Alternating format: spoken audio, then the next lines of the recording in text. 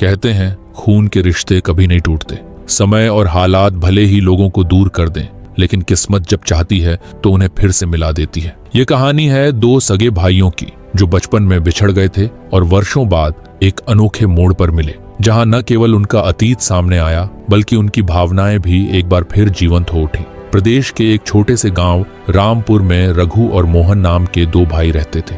रघु बड़ा था, करीब 8 साल का, और मोहन 5 साल का। दोनों एक दूसरे से बहुत प्यार करते थे। उनके माता पिता किसान थे और परिवार बहुत खुशहाल था। गांव में आम के पेड़ों के नीचे दोनों भाई घंटों खेलते, तालाब में कागज की नाव चलाते और रात को दादी से कहानियां सुनते। मोहन हमेशा रघु के पीछे पीछे घूमता था और रघु भी अपने छोटे भाई की हर छोटी बड़ी जरूरत का ख्याल रखता था। लेकिन एक दिन ऐसा आया जिसने दोनों को हमेशा के लिए अलग कर दिया। गांव में हर साल एक बड़ा मेला लगता था। वह दिन पूरे गांव के लिए उत्सव जैसा होता था। इस बार भी दोनों भाई अपने माता पिता के साथ मेले में गए थे। चारों तरफ चूड़ियों की दुकानें, खिलौने, झूले और मिठाइयां ही मिठाइयां थी। मोहन को एक खिलौना खरीदना था और वह भीड़ में इधर उधर भाग रहा था। अचानक वह अपने माता पिता और भाई से बिछड़ गया। उसने चारों तरफ देखा, लेकिन कोई जाना पहचाना चेहरा नजर नहीं आया। इधर रघु और उसके माता पिता ने मोहन को ढूंढना शुरू कर दिया, लेकिन वह कहीं नहीं मिला। घंटों की तलाश के बाद भी मोहन का कोई सुराग नहीं मिला। पुलिस तक बात पहुंची, लेकिन समय बीतता गया और मोहन का कोई पता नहीं चला। रघु का दिल टूट गया। वह हर दिन अपने छोटे भाई को याद करता, लेकिन धीरे धीरे समय के साथ परिवार ने मान लिया कि मोहन अब कभी वापस नहीं आएगा। समय बीतता गया और रघु बड़ा हो गया। उसने पिता के साथ खेतों में काम करना शुरू कर दिया और परिवार की जिम्मेदारियां निभाने लगा। लेकिन हर रात जब वह आकाश में तारों को देखता तो उसे अपने छोटे भाई की याद आती। उसके मन में हमेशा यह सवाल रहता, क्या मोहन जिंदा होगा? अगर है तो कहाँ होगा? उधर मोहन को एक शहर के अनाथालय में किसी ने छोड़ दिया था। उसे कुछ भी याद नहीं था, न अपने माता पिता का चेहरा, न अपने भाई का नाम। अनाथालय में उसे एक नया नाम दिया गया, अमन। अमन बड़ा हुआ और पढ़ाई में बहुत अच्छा निकला।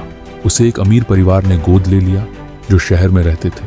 उन्होंने उसे अच्छे स्कूल में पढ़ाया और कुछ ही सालों में अमन एक सफल बिजनेसमैन बन गया।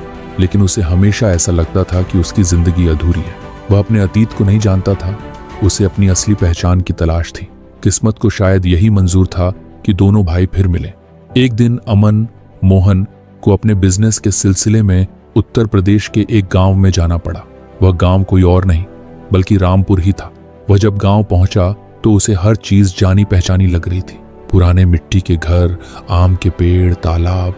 लेकिन उसे समझ नहीं आ रहा था कि क्यों। क्या मैं पहले यहां आ चुका हूं? उसने खुद से पूछा।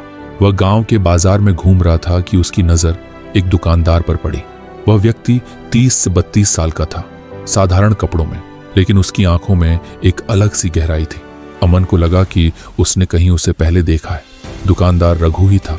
अमन ने उससे पूछा, भाई साहब, क्या यहाँ कोई पुराना अनाथालय है? रघु चौंक गया। उसने सिर हिलाकर कहा, नहीं, लेकिन आप किसे ढूंढ रहे हैं? अमन ने कहा, मुझे नहीं पता। मैं अपने अतीत को ढूंढ रहा हूँ। मैं कभी इस गांव में था या नहीं यह भी नहीं जानता। रघु को कुछ अजीब लगा। उसे अमन की बातें समझ नहीं आ रही थी।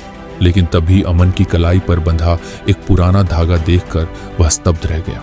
जब मोहन बहुत छोटा था तो रघु ने उसकी कलाई पर एक लाल धागा बांधा था, ये कहकर कि तू मेरा छोटा भाई है, कभी इस धागे को मत खोलना। रघु ने कांपते हाथों से अमन की कलाई को पकड़ा और धीरे से पूछा, तुम्हारा नाम क्या है? अमन ने जवाब दिया, मेरा असली नाम तो मुझे याद नहीं, लेकिन मुझे बचपन की एक हल्की सी झलक याद आती है। कोई मुझे मोहन बुलाता था। रघु की आंखों में आंसू आ गए। उसने अमन को गले लगा लिया और रोते हुए कहा, मोहन, तू मेरा छोटा भाई है। अमन हक्का बक्का रह गया। लेकिन जब रघु ने उसे उनके बचपन की कहानियां सुनाई, आम के पेड़, तालाब, मेले का जिक्र किया, तो अमन की आंखों में भी आंसू आ गए। वह अपने बचपन को महसूस करने लगा। अमन को सब कुछ याद तो नहीं आया, लेकिन दिल ने मान लिया कि वह अपने घर लौट आया है। वह अपने असली परिवार से मिला, अपने माता पिता की तस्वीर देखी और सबसे बड़ा सुख उसे अपने भाई के गले लगकर मिला। रघु और अमन अब फिर से साथ थे। सालों की दूरी और बिछड़न को किस्मत ने एक झटके में मिटा दिया था। रिश्ते जन्म से नहीं, दिल से जुड़े होते हैं। समय चाहे जितना भी बीत जाए, अगर प्यार सच्चा है तो जिंदगी एक ना एक दिन अपनों से जरूर मिला देती है। दोस्तों, आपको ये कहानी कैसी लगी? अच्छी लगी तो सब्सक्राइब करें। धन्यवाद।